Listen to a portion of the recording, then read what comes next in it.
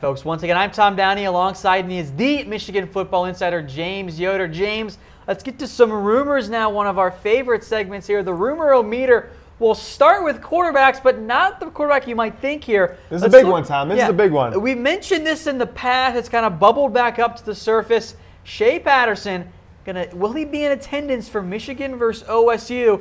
You've given it 2 Harbaughs. We'll go through what those mean again here in just a second. But 2 Harbaughs, James, means that the people are talking. Tom, the people are talking on this one, and this one hit a fever pitch about Wednesday at 10 p.m. So let's kind of talk about these, what they mean really quick, just for the people. So we've got 0 Harbaughs. You see nothing on the screen. You don't see Jim Harbaugh's face. Totally false. 1 Harbaugh, small shred of truth. 2 Harbaughs. That means people are talking. We can't verify it yet, but it's out there. More than one guy is saying it. People are talking, Tom. 3 Harbaughs. It's pretty likely. 4 Harbaughs. Tom, spell it for me. F-A-C-K, fact. Yeah, that's right. Fact, Tom. Jim Harbaugh says F-A-C-K. We spell it F-A-C-K. And so getting back to Shea Patterson here, Tom. So he started the last 3 games of Ole Miss's season last year after the starting quarterback, Chad Kelly, got injured. He was a starting quarterback this year, Tom, and really got off to a phenomenal year. He was 12th in the nation in total offense when he went down with a knee injury that kept him out for the season. So, Tom, the reason that's interesting is he is a true sophomore. He could be eligible next year, right? And let's talk about why that is. So, Ole Miss is a giant mess. Yeah, so Ole Miss is a giant mess, and there is a good possibility that they get sanctions coming out in the next week or 2, Tom, that will allow guys like Patterson with multiple years of eligibility left to transfer to other schools and play next season, and that's what's key. So why would Patterson be interested in Michigan? Well, that's interesting to say. So I want to read you a couple quotes from Dennis Dodd of CBS Sports College Football Insider, right? So this is going back from May, after some things went down at Ole Miss. So he told Dennis Dodd, "I had dreams of playing in the big house." This is right before his sophomore season was about to start. And then Dennis Dodd also tweeted out at the time, "Despite knowing Wilton Speight since high school, despite being born in Toledo, despite his family having Michigan football season tickets, Shea Patterson said Jim Harbaugh did not recruit him." So let's talk about that why, right? The why behind that. Go ahead. All right, I was going to mention the why, so I'll let you start because I feel like that's a little unfair to Harbaugh. Very little unfair. So here's a couple of things. So Patterson was actually committed to former Michigan football coach Rich Rodriguez as a freshman in high school in 2012, right? Then, a year and a half later, he decommits to them right before Harbaugh gets the job. And then just a month or 2 later, like 2 months into Harbaugh's tenure, his brother gets a job at Ole Miss as a quality control coordinator, something like that. And then just a few weeks later, Shea Patterson commits to them, February of his junior year, just 2 months after Jim Harbaugh, junior year after Jim Harbaugh had taken the role. So he didn't even really get a chance to recruit him, Tom. Brandon Peters committed to Michigan a couple months after that. And I think the rest was history. Harbaugh thought he had his guy, him and Peters in the same class. I don't think he wanted to lose Peters by pursuing another quarterback. Especially one that was already committed. So the timing in the end didn't really work out. It's kind of the way I view it between Patterson and Michigan. Like, he was originally from Toledo. So there are some ties there. But now things are a little bit different because of the situation and the timing. Yeah, so I mean, the fact that Ole Miss might go on probation is a big deal. So Michigan cannot have him on campus in any official capacity, Tom. So what the rumor out there right now is that he is going to be attending the game as part of a Thanksgiving trip with his family. So his dad's side of the family is from the northern Ohio, southern Michigan region, and he's apparently going to the game with multiple family members tomorrow, Tom. It's not just going to be him and his dad. It's going to be him, his dad, aunt, uncle, a few cousins. There's going to be a contingent of them. He cannot talk to Michigan in any official capacity. He can't get free tickets. So I think this is just a fact of, hey, our season's over now yesterday. Ole Miss is not going to a bowl game because of sanctions, etc. He's not going to play in that bowl game, and really there's no commitment he has to this football program really going forward if he intends to transfer. So he's traveling up to Ann Arbor today. I think it's pretty likely, Tom. People are talking. I wanted to say 3 Harbaughs. I just didn't have enough strong feelings on this one to put my name on it. But I think it's starting to lean more towards pretty likely. But we're still saying people are talking until I see him in the stands on TV or pictures on Twitter or something like that. People are going to be searching for him.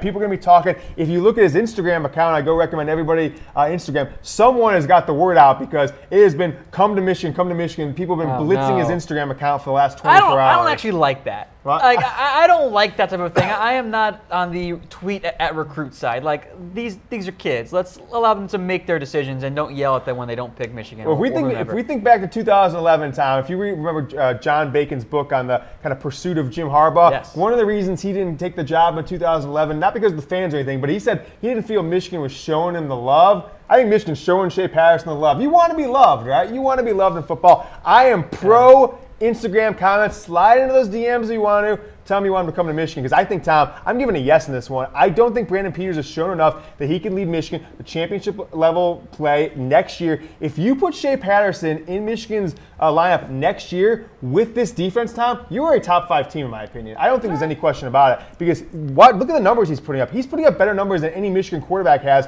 going back a decade, right?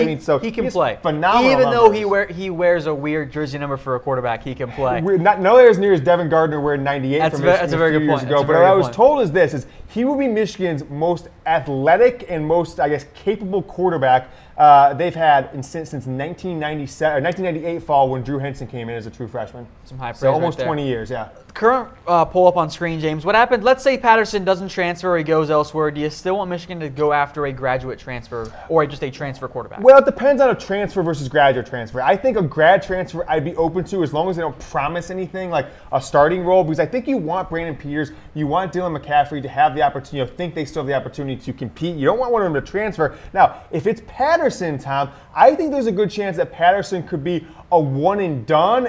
So he can fill this is what Patterson can do for Michigan. He can fill the short term and the long term. So if you get a 5th year guy, you really might discourage some people like Peters and Spates. I'm sorry, Peters. Yes, I guess even Spates, Peters and McCaffrey. But if you get Patterson, he can come in. He could be there for 1 year and go pro if he has a great year, or he could be there for 2 years and can bridge the gap to that next recruit or to McCaffrey as a junior. So I think the flexibility of a guy like Patterson is much more enticing to me if I'm the Michigan coaching staff. You kind of getting some instant access to a star player, and also not necessarily thinking that my underclassmen are going to instantly transfer because they think that they have no chance of starting in the future. Let's get into our next rumor here. 3 Harbaughs on this one. That means it's pretty likely that Michigan quarterback Brandon Peters is cleared to play. So haven't talked to Harbaugh directly, so we can't give it an FACK. You know, if you see FACK, Tom, that means we've talked to Jim Harbaugh. So it means this is pretty likely. I've heard it from multiple sources. I've seen it out there on multiple message boards, people who I think have a little bit of insight out there. And so it means that on Wednesday he got the clear to play. He practiced on Wednesday. It does not mean, that just means medically cleared to play, Tom. It does not mean, I want to make clear on this, that he is going to play. It does not mean that he is the starting quarterback. It's still going to come down to the coaching staff. Do they think that